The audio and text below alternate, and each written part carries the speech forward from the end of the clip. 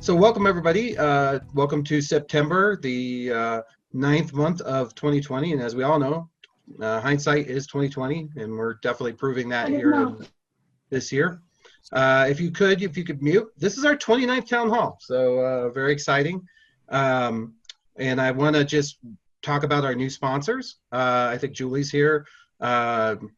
Julie, welcome. So CUNA has joined us. Not Julie, I'm sorry. I believe, I'm not sure if she's going to be in today, but Cindy Parker. We're excited to have CUNA with us in the CUNA councils. We're excited to be part of the CUNA Tech and Operations, virtual event that's coming up. I think that's a very important event every year. We're also excited to have Member Pass and CEO Ledger, of which Big is one of the founders. And today's topic will be near and dear to everyone's heart in that regard. We're going to talk about identity with a fantastic guest. We also, obviously, my organization, Best Innovation Group, and most times we have the one, the only Mike Lawson from CU Broadcast here, but unfortunately he couldn't make it today. That's why there are two of us, just in case there's something that comes up. We do live in kind of a world that runs around a little bit. So for those of you who don't know CUNA, it's the only national association that advocates for the entire credit union movement. They are instrumental in bringing good things to credit unions. They've advocated technology, support, and more importantly, their councils, the Marketing Council, the Lending Council, the Tech and Ops Council. There's so many councils, and it brings all of the credit unions together, and it exploits our most valuable resource, that the one thing credit unions have that no other financial industry does, which is a collaborative environment. It's our superpower. And so we're real thankful to have CUNA here, because that's really what this is all about.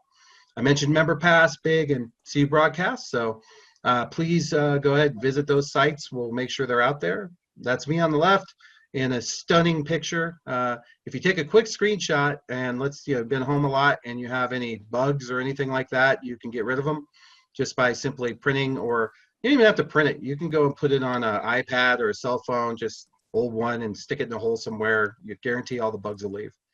Let's move on. So today we have the one, the only, Mr. Dave Birch. Welcome, Dave. Thank you very much for inviting me. I really appreciate it. No, we're thankful to have you. I've been talking to you, David, for a long time. I met you some time ago talking about identity way early on, and you really helped us to sort of form that vision. I love the cover of your new book. I just finished watching. I think it's called High Score on Netflix. And I'm just about to start watching that. Don't tell me anything about it. I won't tell you anything. I downloaded them on my iPad.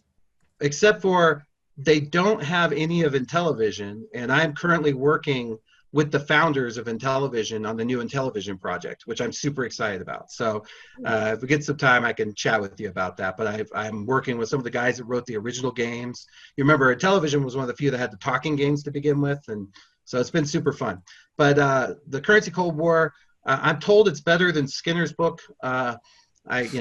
Most books are. Most books are. Yeah, you said children's books, other things. Writing scrawls on walls. He's a recognized author. He's frequent. He's a frequent host and contributor on Breaking Banks with Brett, and someone who's been looking at identity for a long, long time, and digital financial services. And so I read an article on his blog the other day talking about identity. So today we're gonna talk a little bit about that. But before we do, give us the elevator speech, the 1, 2, 3 of the Currency Cold War. Well, there's three parts to the Currency Cold War. So one is what exactly is digital currency? Because I'm quite pedantic about this kind of thing. I hate people calling things blockchains when they're not blockchains. I hate people calling things digital currencies when they're not. So the first part of the book is, what is a digital currency?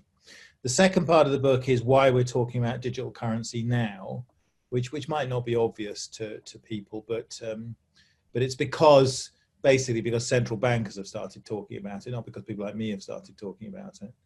And the third part is, what are the implications of the transition to digital currency? And for the purposes of narrative, I've chosen two case studies. So one is obviously Facebook's Libra, and the other one is Chinese digital currency, and the impact of the dollar on the potential success of Chinese digital currency. And to my great good fortune, the Central Committee of the Chinese Communist Party decided to launch a marketing campaign for my book, which I'm very happy about, by starting trials of a digital currency in 4 cities in May when my book came out. So that was pretty good timing, I have to say. That was very good I timing. really appreciate their efforts on my behalf. But isn't your book probably banned in China, if I had to guess? Well, I would appreciate the notoriety. The one thing I cannot monetize is obscurity, John. So if we could arrange demonstrations, that would be perfect. If they could ban it in retaliation for TikTok, that would get me onto the front page of the Wall Street Journal. I will do anything for that. So yes. Can I quote you on, you can't monetize obscurity? That's actually not my quote. That's a quote from Cory Doctorow. Oh, well, I had the good fortune to sit next to him at a conference on a panel a few years ago, and his phrase stuck with me. That's a great phrase. So, well, and a great picture of you, I think, in China. Is that what that is? I don't know where you are there. Yes, that's actually the lake that's on the back of the 1-1 note. See how clever that is on so many levels, John. It's like, yeah, like you put Skinner to shame. Like Inception, when you look at these things. So it's supposed to be the most beautiful lake in China, and it's in Hangzhou, and it's that lake. That picture is on the back of the 1-1 note in China. There you go. See, I knew there was some significance. I know you well enough to know. It encapsulates so much in one picture, like money, history, China, me being an asshole. I mean, it's all there. It's like and you guys can see how this is going to go. It's going to be a good day. It's all well, let's move on. So definitely pick up the Currency Cold War. If nothing else, you can enjoy the Space Invaders on the front. Let's skip past this. I think we've all heard it enough. I'm just going to move on here. I really want to use this time. Is the rules of being in a town hall? I didn't know. Yes, it is. Generally, we had some Zoom bombing, but some of that's been fixed. We've had a few things. Most people know, check in or Melissa will kick you out. You don't have to. They're already doing it. See, I didn't even have to say anything. But we'll go ahead and go. So let's move on and move past this one. So for those of you that have a question, which I want to try to save some more time for questions because I think there'll be a lot. We'll use the chat. So let's move forward. All right, so the discussion I wanted to have with you today was you wrote an article for Forbes, I believe it was Forbes, and what you said was Apple Pay was not disruptive, or wasn't the disruption that everybody predicted, And then you pointed out, without taking too much steam out of it, something that I can remember trying to be cool when I speak and follow you and holding up my wallet and going, that's great that you think my wallet is just a bunch of credit cards, but it's not. And you correctly pointed out that there are a lot of other items in my wallet that would have to be replaced before I could get rid of the actual physical wallet that aren't related to payments. And that brought... And actually, that's the majority of things in your wallet, right? Right, it is. It's, the credit cards are honestly, the majority of things are like healthcare, right? You can't, I don't want to be... And then now my wife makes me carry around this thing that says I have 3 pets at home. I don't know what that's for. I guess it's so that if I get hit by a car, someone lets them out. She's not really worried about me so much as the pets. Someone calls the dogs. Yeah. So I in case of emergency, take care of my dogs, not John. But there's a lot of stuff in my wallet, and that it is something that I use on a different basis, instead of just payments. And you correctly pointed out that, hey, this, in the financial, we've always talked about, wallets in the financial space, and we've used those as a convenient term, both in digital cryptography as well as in finance, as a way of sort of either a holder for stored value of some sort, or a wallet that is a physical holder for tokenized versions of value that we use in the physical world. But you were saying it was so much more, and then you started saying Apple and China are taking over. I don't know. I kind of went into this whole, you got a China thing going. It's a little worrisome, but I want to have you on to get close. So I'm not picking sides. I'm kind of neutral in all of this. But look, to the first point about innovation and disruption. I mean, let me actually frame that with another piece I wrote for Forbes. So I read a study, and now I've gone blank on who it was from. I don't remember, Harvard Business That's School better. or something. Let's say But skin. I read this study about innovation, and it looked at different industries and looked at the path from invention to sustainable new business models. So that's what innovation, innovation isn't just inventing something new. Innovation is inventing something new and then make a sustainable business model out of it. Okay. And they looked at how different industries stacked up over recent times. And the industry that I guess most people would probably imagine this would be true. The industry that came top is pharmaceuticals. So because of the sheer, I mean, they're dead if they don't. They have to continuously invent new drugs, and then they have to get business models around those drugs and get them out into the market and take them on. So you wouldn't be surprised that pharmaceuticals were top, and that was fine. What was surprising was just how far down the list banking and finance was. I mean, really far, like not even in the top half of the list. It was way down. Like behind hair salons or? Well, actually, the one that caught my eye was textiles. Like it fell behind the textile. And I don't know anything about textiles. Like the last new textile I could think of was nylon. I mean, that was like 50, I don't even know, was that 100 years ago? I don't know. But the point is, if you look at my favorite, I mean, I happen to be with Barclays Bank in the UK. I use my Barclays Bank app all the time, multiple times every day for different stuff. It works great. I'm very happy with it. What do I use that app for? I use it to access a checking account, a debit card, a credit card, a savings account, a mortgage account, all of which existed years before the iPhone was even dreamt of. So what I was saying about why it wasn't disruptive was, in fact, it was very deliberately not disruptive from Apple's point of view. Absolutely. Is all Apple Pay does is take this kind of 1940s card model with a kind of 1950s credit card model on top of it, with a kind of 1960s magstripe, 1970s online authentication, a kind of 1980s chip model, sort of 1990s online authentication, and it layers all of these things together. Like it's like kind of finding fossils in things, it's like you've got these fossilized layers, and puts it in the phone. So when I use my Amex card in my 10 Cardinals. Sorry, that was just I think someone was just unmuted there for a second. And then no problem. But the thing is, when you put all that together, you have your iPhone and it's cool, and I use it all the time, but it's not innovative. I'm using my Amex card. I'm using the same Amex card I was using 40 years ago. I just happen to be using it inside the iPhone instead of separately. It's not running over any new rails. It's not providing any new products or services. So I started to think, well, what actually would be disruptive? And you're no surprise because we've talked about this topic before. But actually, the area that is ready for disruption isn't money, it's identity. Like the place where the infrastructure is threadbare and where the existing players are not really stepping up to the plate. If you look at any of the figures, identity theft and fraud are off the scale. I mean, there's no improvement in this. I mean, basically everybody in America has had their identity stolen already. Yeah, we've given up. Exactly. It's got the criminals steal it from other criminals now. Yeah. They don't need to come to me. They can get it from some other guy. From anywhere. And I was looking at some figures for, account opening fraud and all this. It's all crazy. I can't remember the exact account opening fraud is up like, I don't even know what it is up, 100% or something. I don't know. And that's not even including Wells Fargo. I mean, that's account opening by criminals, not by people who actually work for the banks. It's out of control. Right. Yeah, because Wells Fargo would add another 100% on that. Yeah, exactly. So, and then I remember a few years ago, I took that picture.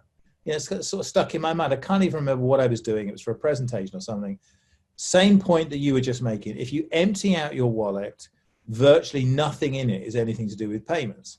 So I emptied out my wallet and very carefully arranged it. It's if you look at that picture very carefully, you'll see it's a PCI DSS compliant picture.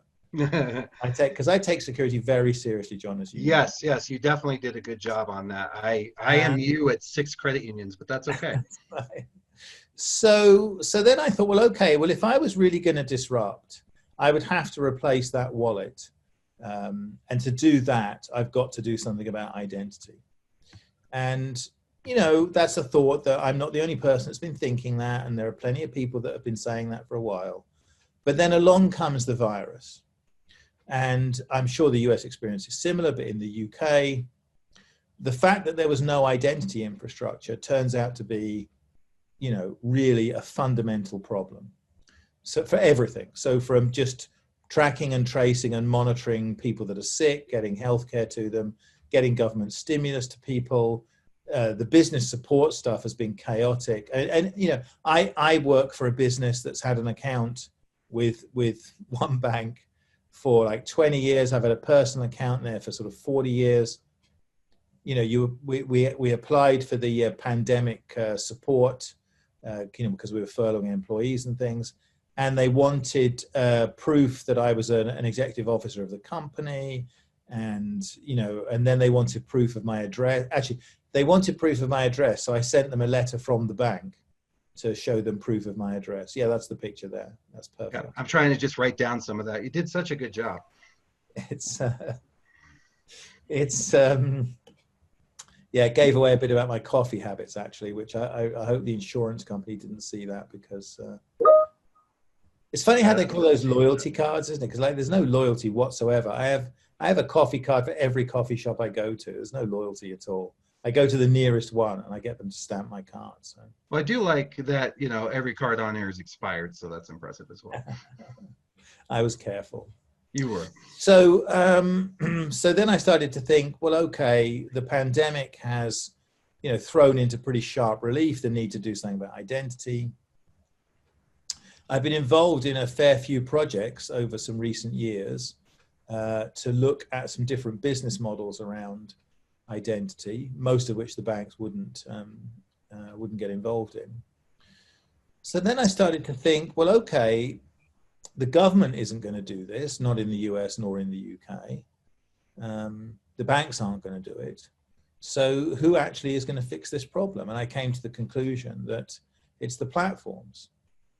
And if you look at the kind of patent filings that Apple has been making in particular, because obviously it's a special case, not a special case, but Apple have chosen privacy as a hill to die on, and they see it as a good way of attacking Google and Facebook.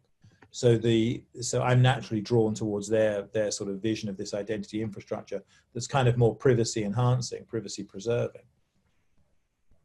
So, and then I began to think what the implications of that might be. So suppose Apple does put that infrastructure in place, would that be good or bad for many of my clients? And I started to come to the conclusion, actually, it would kind of be good, because the benefits of having an infrastructure in place greatly outweigh the negatives of it not being the banks. And since the banks have willingly paid a tax to Apple to be in Apple Pay, I don't see why they wouldn't pay a tax to be in Apple ID as well. So that's basically the logic of my argument and why I ended up. I didn't realize it was going to be quite such a hot topic, actually. I thought it was sort of an interesting thing, but it's stirred up some pretty interesting debate here and there. Yeah, I think it has, because one of the great concerns we have, and it's interesting that you bring up why Apple would be the better one. I'm just showing this is what won them a patent, and this will just frustrate the heck out of David. So that's why I did it. How you're allowed to patent this sort of thing, I haven't. Yeah, this is art from their trivial and obvious use of a general purpose computer. It's explicit. Yes. Shouldn't be patented. This is ridiculous that this went through. I mean, it's a registration directory, an identity service that, if you look at the actual patent, isn't described beyond validating an identity. Anyways, I won't go all the way there. I have my own frustrations that I think one thing that is worth pointing out about that patent is that it specifically talks about distributing the notifications across a push messaging service. And it's not for a subject for this podcast, but one of my absolute hobby horses is I cannot understand why banks continue to use text messaging as a security mechanism when it patently isn't. And the fraud that derives from SIM swapping, number spoofing, I mean, all of this kind of stuff is crazy. And Oh, yet it's gonna continue. somehow banks still think that text messages are secure. I don't get it. Well, it's because we've been shut out of all the other options, right? Not everybody has all what it takes to get into the push notifications into the platforms. Everybody has it, but I do wonder sometimes because, like, I have a bank app on my phone I use all the time, and I'll get a phone call from the bank, and they're like, can you confirm, some personal details? And I'm like, well, who the hell are you? I'm not confirming anything to you. Why don't you confirm to me that you're Barclays? Well, we can't. And then I'm thinking, wait a second, your bank not only knows where I am, it knows what you've got the app on my phone right now. I mean, like when you pick up the phone to call me, like, shouldn't the app on my phone say you're being called by your bank? And then I think, why are you calling me? This isn't 1977. If you've got to like, just send me a message in the banking app, and I'll take a look at it. So anyway, text messaging is a hobby horse. You don't want to get the big flaw of text messaging that's being overlooked by the FFIEC is that generally the phone that you're authenticating on is the phone that you have. And so if someone steals your phone and they go, hey, I'm going to log in, I got this far, and then it goes, oh, I'm going to send you a text message, and right up top it goes, oh, here's the text message. And then it's gone as far as going, oh, by the way, let me just copy that for you and drop it right in that thing because we know that's what you're looking for. Yeah, it's kind of a waste of time. And we do see that as a security calling issue. it two-factor authentication is ridiculous. Right. So which brings us to the identity platform. So let's start off with the elephant in the room around that, right? Google, right? Google would be someone who's definitely very interested in identity platform. Obviously, you've been with me to IW. They're there. I've seen kind of their thinking around it. They certainly see it as a way to bind themselves, but they also see it as a data play, which brings us to another point in your article, which was, and I thought this was fascinating. I don't know if everybody's heard this, but this is probably the coolest and weirdest and wildest part of the article. So I didn't realize this was happening. Only a guy that's been out to the most beautiful lake that's on the back of the currency would know this. Apparently, China does not want their teenagers and their people playing video games too much.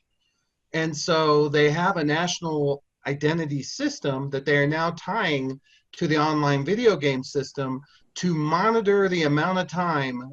Can you speak to this? This blew my mind.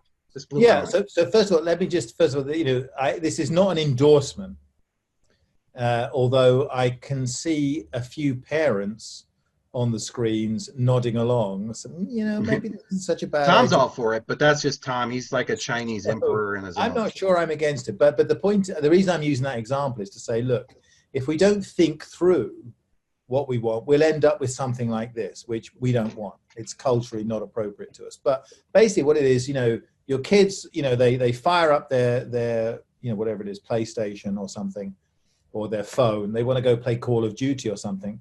They have to log into a national authentication service, which in some instances involves facial recognition. And then it monitors the amount of time they can spend playing these games, right? It's considered, and it sort of reminded me, actually, I didn't put it in the article, but it kind of reminded me, I don't know if you guys will remember any of this history, but hundreds of years ago, soccer is like the most important game in England. Like the one on the table, the football thing? That's the large scale version. Oh, okay, yeah, with the people. Well, when there used to be laws that limited the amount of time people could spend playing football, this is hundreds of years ago, because it was thought to eat into their archery practice, and so it was considered more important. So it's not exactly new, trying to limit the amount of time people spend playing games. But I just thought of a national facial biometric authentication service was quite a nice way to do it. And you could easily see that being extended to make sure that people were watching it off Fox News or whatever else people wanted to do with it. So I wasn't endorsing. I'm saying this is not a very good idea. What we need is a more intelligent conversation about identity. Right. And so it shouldn't be that Apple and Google and other people are building identity services and we have to use them. It should be that there should be an informed debate about this vital piece of national critical infrastructure. And then when society has decided how it wants it to work, then the tech guys should go ahead and build it. That's You know, that's my point, basically. But in a capitalistic society, the way that plays out in America is the way it always plays out, right? Like, for example, you look at cell phones, you know, if you remember, there was times like if I had a Verizon phone and Tom had a a phone from T-Mobile, there ain't no way we're texting each other. They were on GSM, we were on a different thing. And it took us years to converge all that. Same thing with the payment system, whereas in your neck of the woods, there was a thought to go, oh, let's just all go with this, good, bad, or indifferent, the value of everybody being on the same platform. But the way things generally play out here is it's the VHS beta kind of approach. Well, I mean, putting your touching nostalgia for a capitalism that never existed to one side, John. I mean, it's kind of a Wild West version of. I mean, America isn't a capitalist society; it's a post-industrial corporatist gerontocracy. You know, which I think capitalism might well be the solution to some of America's problems, actually. But the point about some of these platforms is you didn't just say, okay, it's just capitalism. U.S. Steel can run everything. Oh, well, it's capitalism. You know, the railroad barons can control. Yeah, it's just capitalism. So AT&T can charge what they like for. Yeah. You know, competition law is supposed to protect competition, not competitors. You know. Right. So, you know, if one platform controls everything, that's not a good outcome in a capitalist society. That's a collapse into monopoly, and you know, essentially no different. I mean, I probably shouldn't use this joke on an American webinar, but you know. No, please, absolutely, go for it. You know, it's the because you're talking about China, so you have to do you want your identity controlled by an unelected dictator surrounded by yes men that can never be removed and effectively beyond the control of ordinary people? So that's Facebook. Or would you prefer it controlled by the Chinese Communist Party? Now, both of those are, I think, unappealing. So I want a more sophisticated digital identity infrastructure. I personally think the banks have a big role to play in that. And I do too. In Australia, which I'm do quite a bit of work in Australia, so I'm reasonably familiar with, basically the government said to the banks, look, if you don't fix this, we're going to make you. Like, this is so important. This is important to the economic health of the country. So you need to get on and fix it. And if you don't, we'll legislate to make you do it. And, I don't think America will quite go down that path, but I can certainly imagine circumstances where people say, the extent of identity theft and fraud, and not just in the typical account takeover, credit card stuff, but you have an election coming in pretty soon, and you have Facebook groups. You don't even know if they've got people in them or if they're all bots. You have no idea about the identity of people that are posting things and reposting things on Twitter.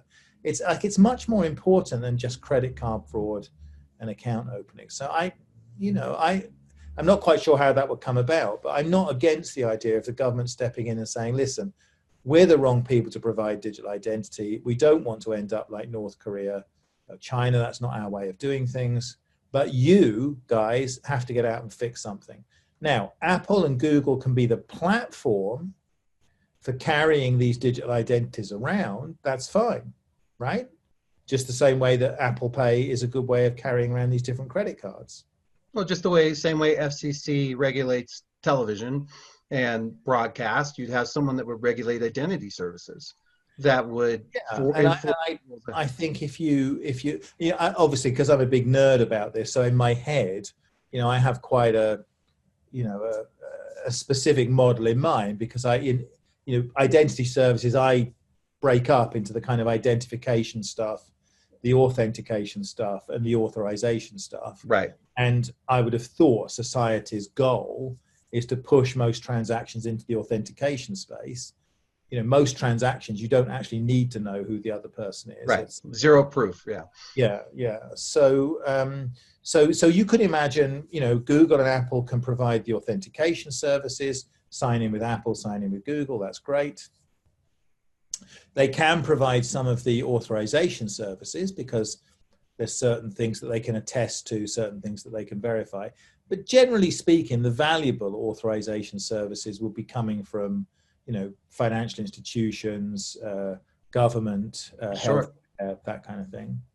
And then the identification part of it should be kept well away from the platforms. It's none of Twitter's business who I am. Like, Twitter's job is to pass around comments and manage retweeting and all this sort of thing.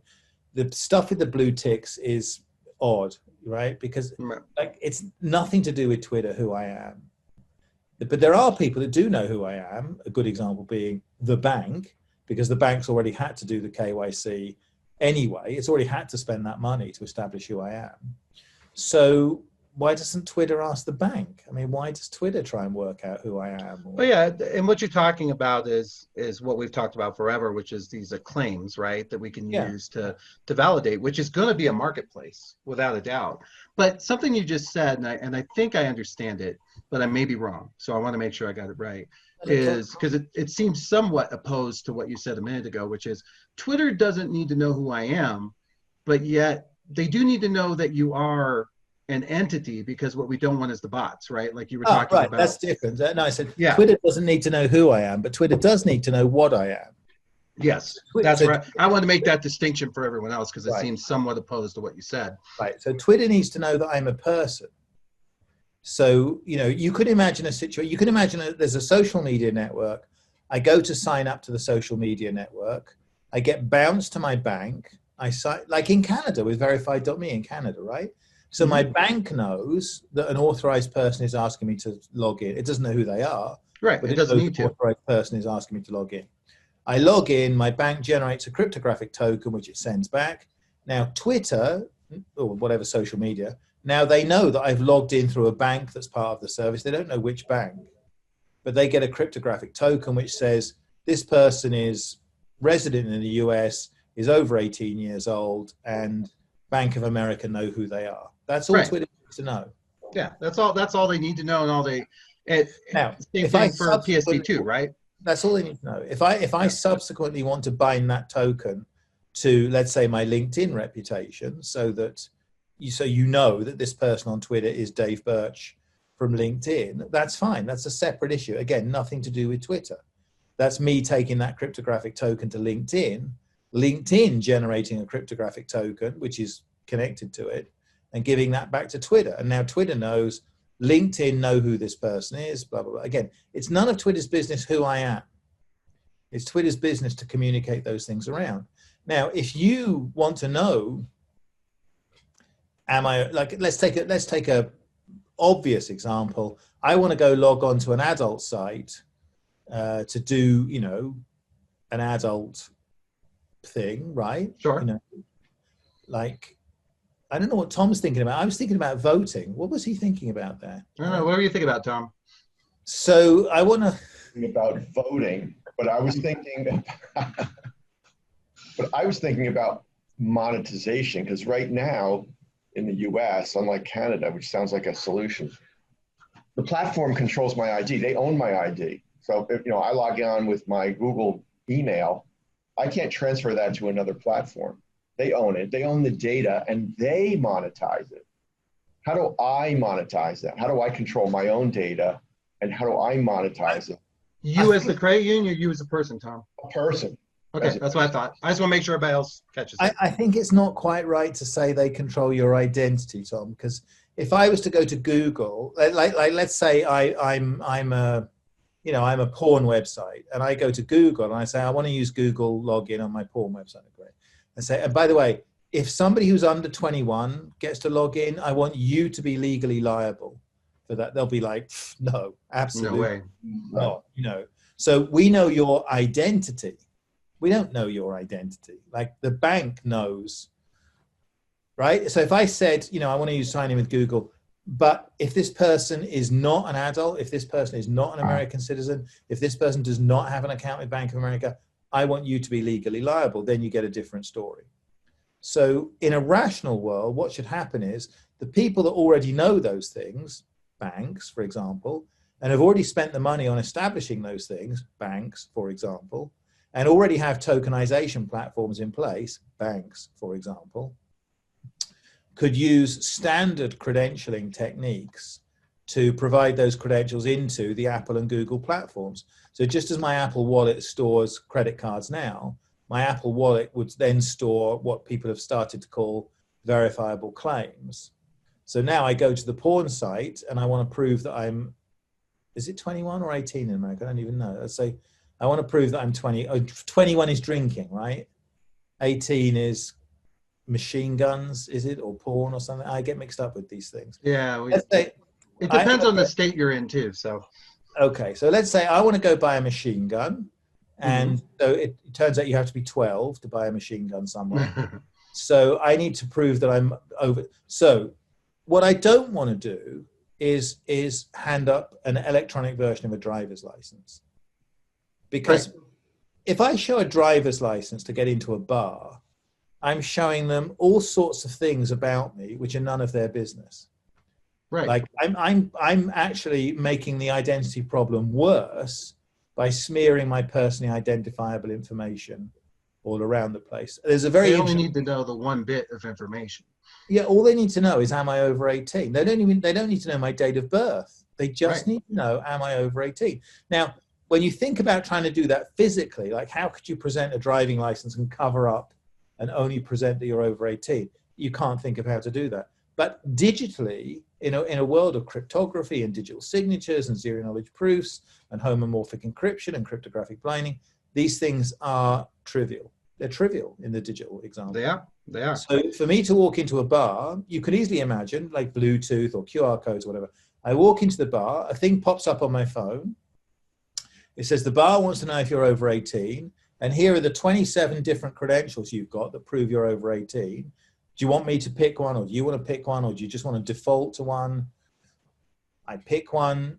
A cryptographic challenge comes from the bar to my phone answers it. Now the bar knows, okay, so Bank of America or the DMV or, the credit card company or somebody, somebody that I trust, says this guy's over 18. That's all I need to know. And he's person 1, 2, 3, 4, 5, 6.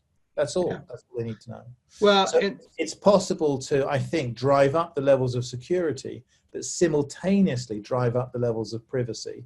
And I think we should set a high bar around that. I really do. I agree. We started off, I was part of working with Evernym and their group on the office of the OPM, which was the personal management that was hacked several years ago. And, they saw the same thing as a similar solution using decentralized identifiers, to use some technical terms like you were talking about, which you threw out a minute ago. But, we kind of turned that into, it's funny because you're describing the member pass, which I know the CU Ledger platform that we have so desperately been trying to get. So what do you think about the Canadians all getting together and really pushing so hard on this? Would this give us an edge? Would this be the thing that maybe could help us, especially if we worked with Apple and Google and integrated into those, but we already have a claims environment that takes, the 5,000 CUs or so in America, front ends them into a claims environment that then could be bought into? Is that my hope about that, John, as you know, I hope that Apple and Google will agree. So Apple and Google both belong to the W3C working groups. As do I, actually, yeah. As do you. And there are two separate working groups. So there's the W3C working group on decentralized identifiers. And, I'm on record as being a little skeptical about that, but I'm open to... That's got Apple, Google, Microsoft, all those guys, and there's the verifiable claims, yeah. I'm open to new evidence and suggestions about that. My feeling about it, at the moment is it's not clear to me that people really want those kind of solutions. So, but who knows? That I'm open to suggestion about that. The other one is the W3C verifiable credentials working group, and there I think there's, and it's just my opinion, but I think there's the real possibility of some progress there. Because if Apple and Google both agree that in their wallets, they will support W3C verifiable credentials, of the most sophisticated kind, including zero knowledge proofs, right? Then people like credit unions could invest the money in producing those claims. Because you wouldn't have to produce the wallets to store them in or any of that. You could just focus on producing the claims. And that to me seems like a reasonably appealing sort of business model. Now, in terms of the relying parties that would take those claims, I can easily imagine an interchange scheme between the credit unions. That's quite straightforward, I think. Yep. And I could certainly imagine a liability scheme. We've had them in the banking space. You guys probably wouldn't remember it, but many years ago, there was a bank consortium called Identrust that was trying to do this.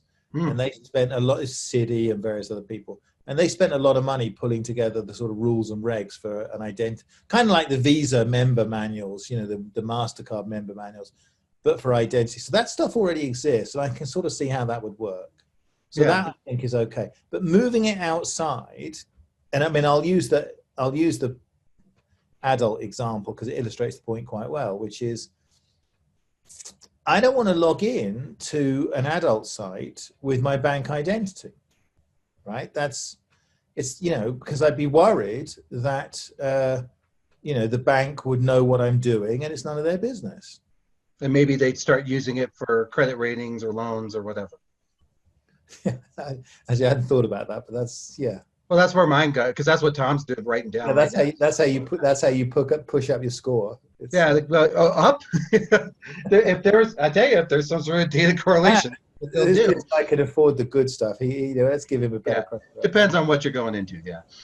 But you could imagine a kind of privacy enhanced. So, for example, suppose my wallet contains a thing from the credit union which says I'm Dave Birch, because they know I'm Dave Birch. That's fine.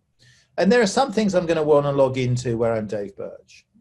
But they could also give me a credential which says I'm John Doe, right? The credit union knows who I am. I can't use that credential to do anything bad. If I use it to do something bad, the police will just go to the credit union and say, who's John Doe? And they'll say it's Dave Birch. I can't do anything bad with it. But on the other hand, I could go around logging into things as John Doe, and my personal information would never leave the credit union. It'd stay locked up safe in the credit union. So I have these pseudonymous verifiable credentials, which I use. And actually, my general feeling about this is that 99% of the things you do on the internet, nobody knows. You only need to know who somebody really is when things go wrong, right? Like 99% of the transaction. Just before I did this, I was messing around doing some blogging stuff, right? And I just happened, because I'd seen this thing on Twitter about some writing software, and I thought I'd give it a try. So I go to this website, and I'm going to download this software, and then all of a sudden up comes, I got to type in my name and address. Like, why do they need to know my name and address? They need to know my name and address because they're doing AVS on the credit card. Why are they doing AVS on the credit card? Because they need to do that for their risk management kind of stuff. It just sort of, like, why do they need to know who I am? It's like Radio Shack wanting my phone number to sell me batteries, right? That's the classic. So I don't think it's just as simple as saying, well, the bank gives you an identity and you use that identity wherever you go. No. I think the financial sector can do something. Well, I think you could go as, like, for example, one of the things, let's say you're doing a lease, right? I had a duplex I was monitoring. And, it's really difficult to get people, renters, that we were working with on the property. One of the things that we found was part of the indicators was average daily balance, right? Or that it was above a certain thing. I don't need to know what it is, but I need to know, hey, on the background check, I just want to know that this guy can handle, paying rent for this amount of time. So that's that. If you decide to apply that, then you'd know for sure if it came from the bank, if they consented, as you mentioned a minute ago, to share that information. So you think about lending. Another thing that I've really looked into, and this is something that I've brought up at the W3C as a model, which is the idea of services. We don't really have a good way to validate. Let's say Tom goes to the soup kitchen, on a regular basis. I think that says something about his character that might be valuable to me, and he may want to, collect that score. it would be nice to have a way for an organization like that to validate what you're doing. So, by the way, I don't know if you know this, but you got a problem. This same bus keeps driving by back there over and over and over again. I'm a little worried that guy's on you or something. If that guy comes by literally every couple seconds, I don't know how that's happening. I like my bus. It's totemic of London. Yeah, it really is. But yeah, I'm a little worried about what's going on there. It's just the bus and the cars too. But, I think we're dead on. So you do see value. And would the insurance, in your mind, given that all the work that you put into this, that's the value of getting behind an entity where it's everybody together to share that liability across. But then one thing is when you said, "Hey, I walked into I walked into the place that needed to validate my age."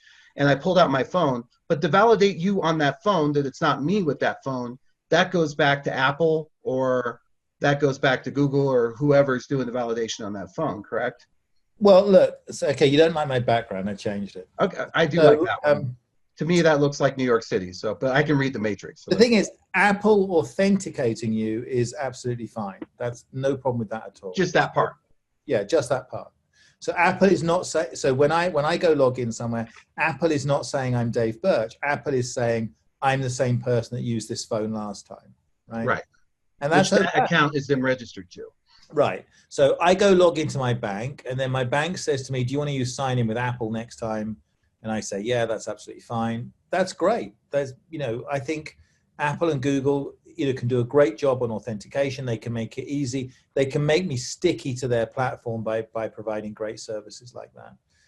That's a world away from the business of saying that I'm Dave Birch. That's a different thing. A whole different thing, right? But I want to point that out because I know people think that way. Yeah. If you look around the world, you can see there's kind of broadly, there's a few different ways of doing that. You can do it the kind of India, China way, which is the identification, the authentication, and the authorization are all done by the government. And that's certainly the cheapest way to do it. But I think we have some cultural issues with that, which would, be very, very difficult.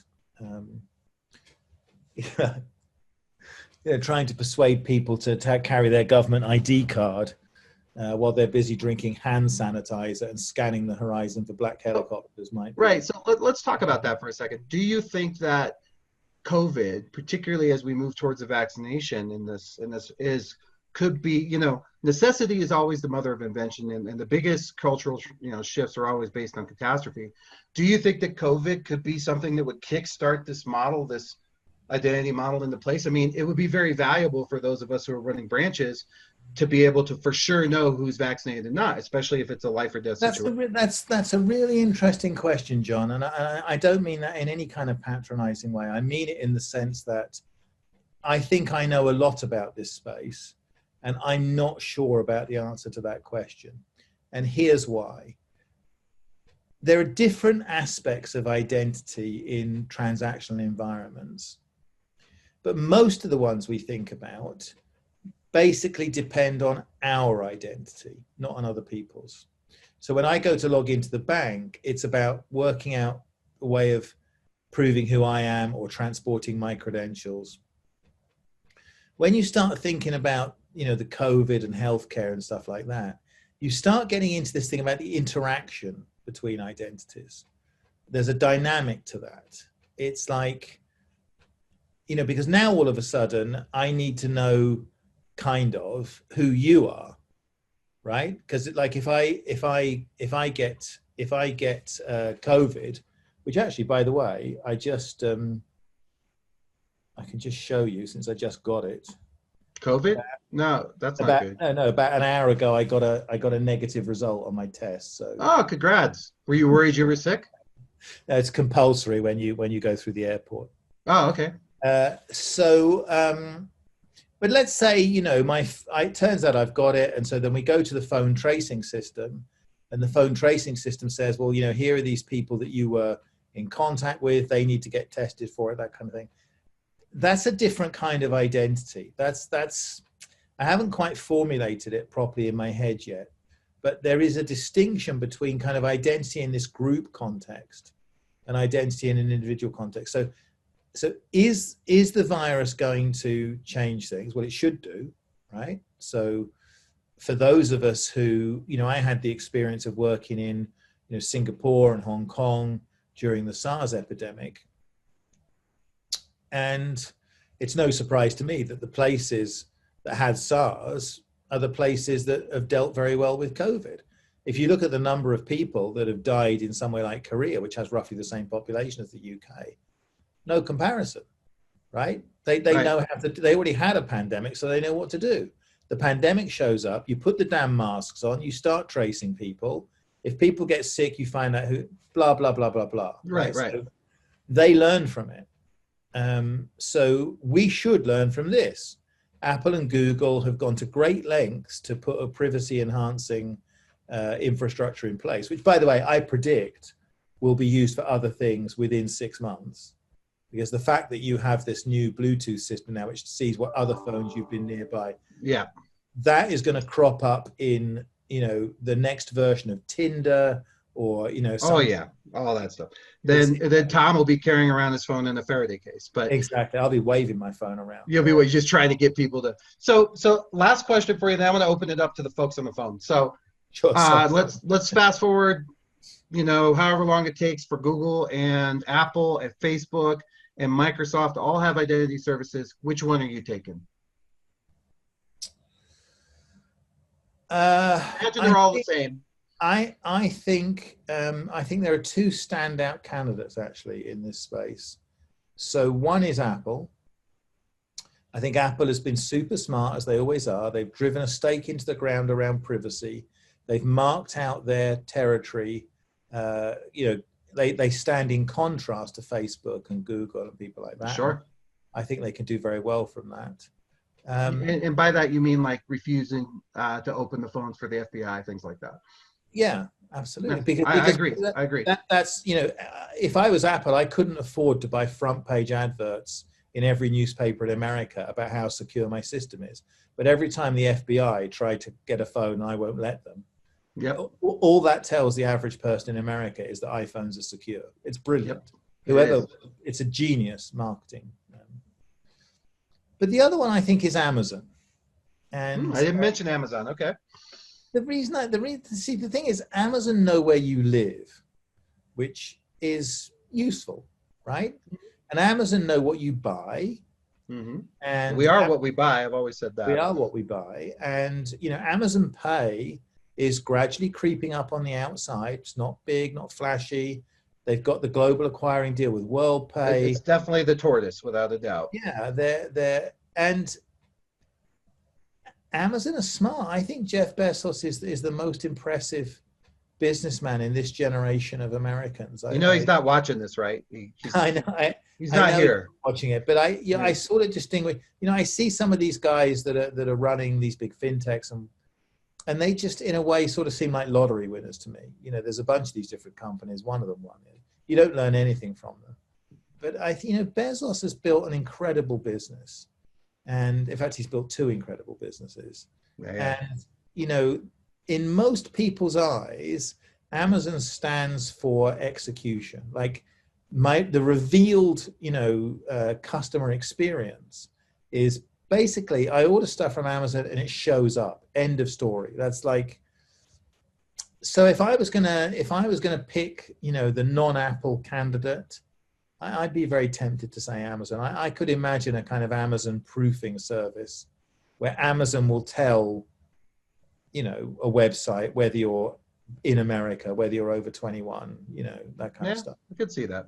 I would prefer Netflix, but that's just me. The Netflix identity, because they're going to know based on what I watch. And so, but anyways, that's a whole different story. That could be good or bad. But I mean, so if you want somebody to attest to your taste, Netflix might be the right people there. Just for quite, what did you watch last night? I try to think, because I've done nothing, like over the lockdown, we watched the whole of Ozark from start to finish, and I just cannot get enough of that show. Best show on television.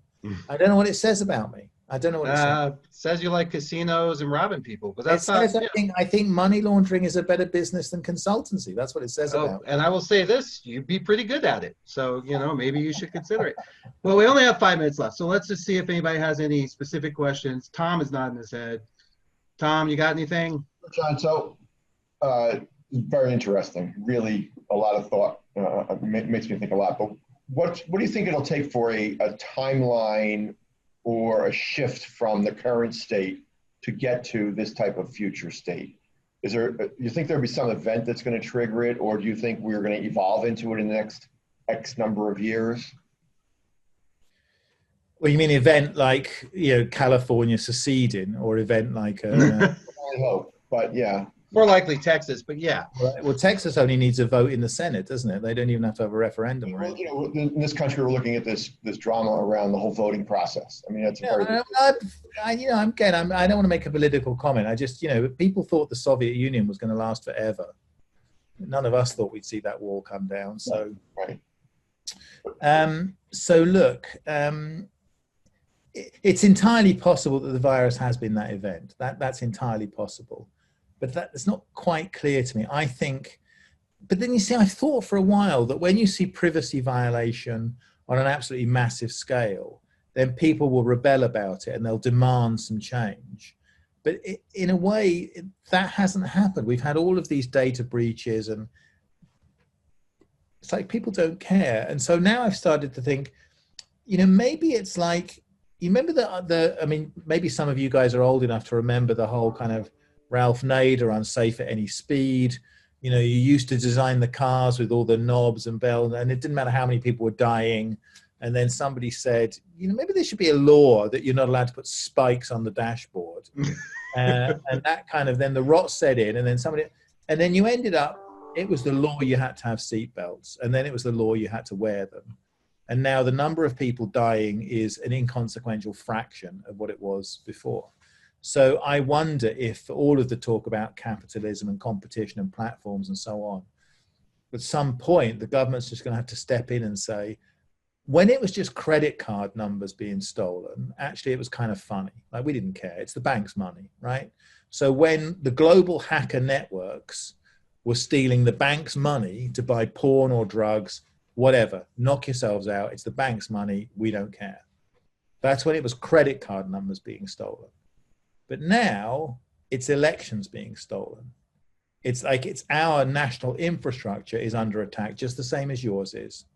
And it's under attack from state and non-state actors.